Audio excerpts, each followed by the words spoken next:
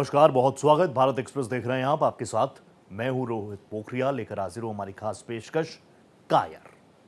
गहरी मार खाकर भी सच से पलट जाना नापाक पाक की पुरानी आदत है।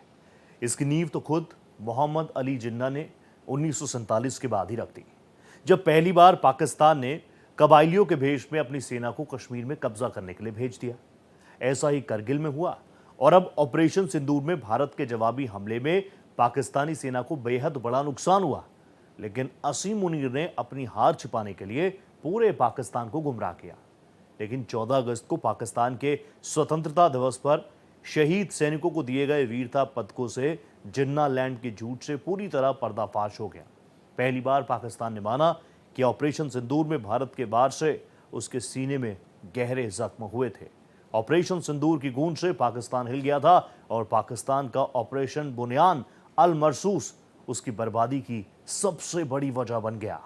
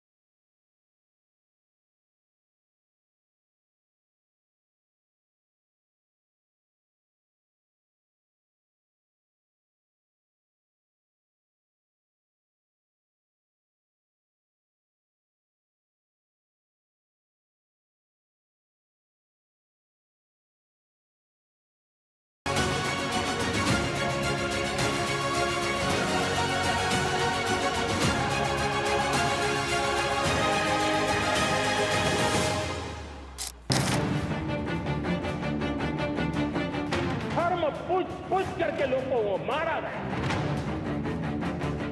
पत्नी के सामने पति को गोलियां, बच्चों के सामने अपने पिता को मौत के घाट उतार दिया। हमारी सेना ने वो करके दिखाया तो कई दशकों तक कभी हुआ नहीं। सैकड़ों किलोमीटर दुश्मन की धरती पर घुस करके आतंकी भेड़ काटस को मिट्टी में मिला दिया। सन 1947 में मोहम्मद अली जिन्ना ने तबाही, झूठ, कट्टरवाद और कायरता की बुनियाद पर पाकिस्तान की नींव रखी।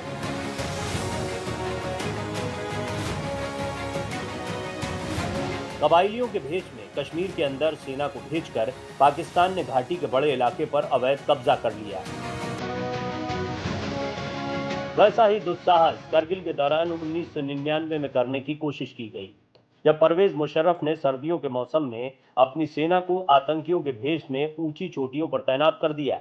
लेकिन भारतीय सेना के जाबाज जवानों ने चंद रोज के भीतर ही पाकिस्तानी सेना के दो मुहे सैनिकों को पहाड़ों में ही दफन कर दिया।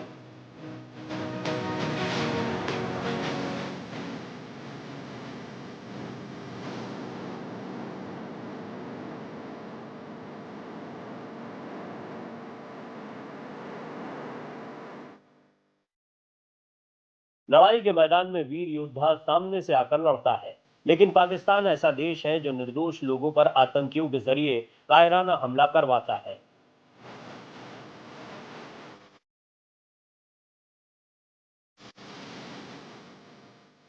जब पाकिस्तान ने पहलगाम में आतंकी हमला कर भारत के निर्दोष नागरिकों का कत्लेआम किया, तब मजबूर होकर भारत को ऑपरेशन सिंदूर शुरू करना पड़ा।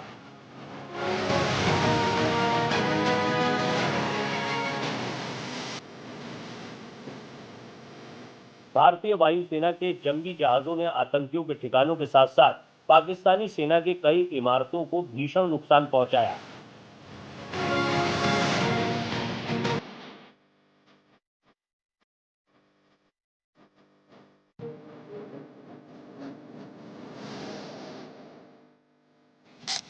हालांकि पाकिस्तान ने अपनी कायराना हरकत को जारी रखते हुए भारतीय हमले में सिर्फ 11 सैनिक मारे जाने की बात स्वीकार की थी, लेकिन पाकिस्तान का ये झूठ अब खुद उसकी ही हरकत की वजह से बेपर्दा हो गया है।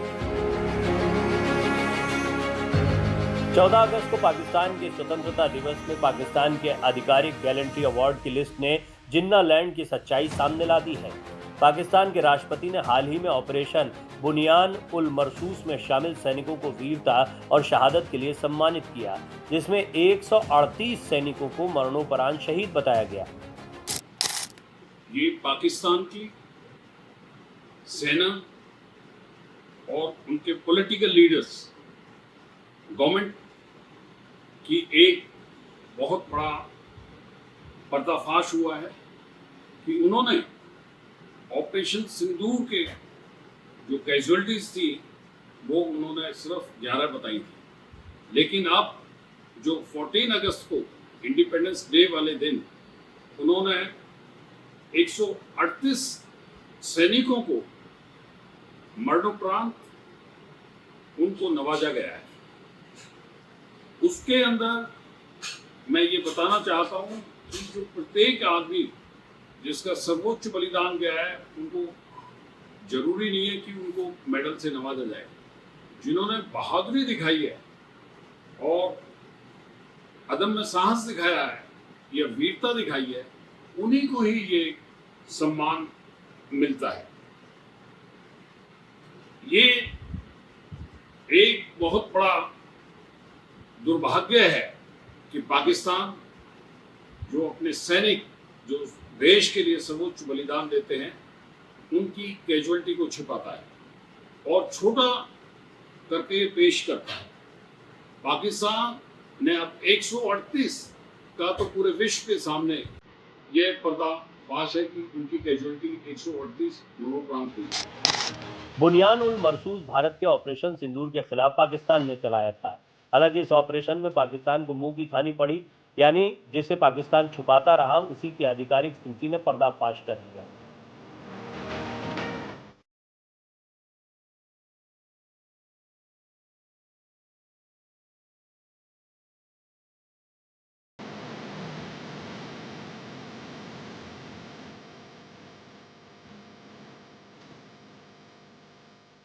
भारत ने ऑपरेशन सिंदूर में पाकिस्तान को भारी नुकसान पहुंचाया, लेकिन कभी आंकड़ों का ढिंडोरा नहीं पीटा।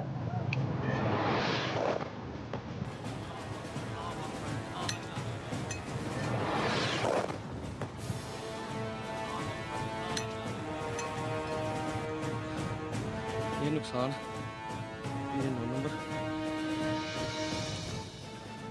पाकिस्तान के राष्ट्रपति आसिफ अली जरदारी ने भारत के साथ संघर्ष के दौरान लड़ने वाले अपनी सेना, नौसेना और वायुसेना के अधिकारियों और सैनिकों को सम्मानित किया है। इन सम्मानों में 8 सिताराए जुर्रत, 5 तमगाए जुर्रत, 24 सिताराए बसालत, 45 तमगाए बसालत, 146 इम्तियाजी असनाद, 259 COS प्रशस्ति पत्र और 1 तमगाए इम्तियाज सैन्य शामिल हैं। इसमें दिलचस्प बात यह है कि 138 सैनिकों को मरणोपरांत ये सम्मान दिए गए, जिससे पता चलता है कि कितनी बड़ी तादाद में भारत के हमले में पाक सैनिक मारे गए। इससे ये भी पता चलता है कि क्यों पाकिस्तानी फौज ने सीज फायर के लिए गुहार लगाई। पाकिस्तान खुद अगर करीब 150 सैनिकों की मौत मान रहा है तो निश्चित ही ये संख्या कहीं ज्यादा हो सकती है।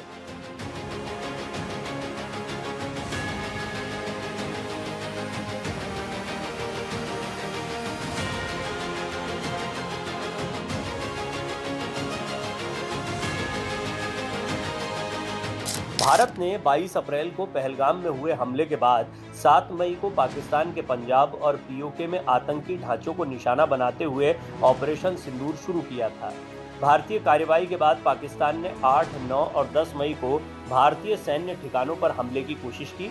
ऐसे में दोनों देशों के बीच भारत के मिसाइल हमलों के बाद पाकिस्तान ने 10 मई को संघर्ष समाप्त करने के लिए गुहार लगाई, जिसे भारत ने मान लिया। भारत के साथ संघर्ष खत्म होने के बाद पाकिस्तान ने लगातार अपनी जीत का दावा किया और अपने फौजियों की मौतों को छुपाने की कोशिश की। हालांकि उसका झूठ अब खुद ही पकड़ा गया, जब पाकिस्तान ने 14 अगस्त को मनाए गए अपने स्वतंत्रता दिवस पर सैनिकों को सम्मानित किया। इस दौरान जो लिस्ट सामने आई उससे साफ है कि पाकिस्तान के कम से कम 150 सैनिकों की जान गई होगी, क्योंकि 138 को उसने खुद मरणोपरांत मेडल दिया है। पाकिस्तान के लिए ये पहली बार नहीं है जब उसने अपने नुकसान को छुपाया हो। 2017-18 में भी पाकिस्तान आर्मी ने एलओसी पर अपने हताहत सैनिकों की संख्या तत्कालीन रक्षा मंत्री से साझा करने से इनकार कर दिया था। उनकी सेना का ये रवैया न केवल अपने नागरिकों से सच्चाई छुपाने का प्रमाण है, बल्कि ये भी दिखाता है कि जंग में झेली हार को स्वीकार करना पाकिस्तान के लिए बेहद मुश्किल है। ऑपरेशन सिंदूर के दौरान भारत ने जिस तरह से जवाबी कार्रवाई की, उसने पाकिस्तान की सैन्य क्षमताओं की पोल खोल दी, लेकिन भारत ने कभी अपने द्वारा मारे गए सैनिकों की संख्या पर बयानबाजी नहीं की, जबकि पाकिस्तान ने आंकड़ों को मैनेज करने की पूरी कोशिश की। अब उनके अपने सम्मान पत्र इस कोशिश की पोल खोल रहे हैं। पाकिस्तान का यह खुलासा अंतर्राष्ट्रीय स्तर पर उसकी विश्वसनीयता को और नुकसान पहुंचाता है। जंग में हताहतों की संख्या छुपाना न केवल अपने सैनिकों का अपमान है, बल्कि ये अपने ही नागरिकों से झूठ बोलने जैसा है।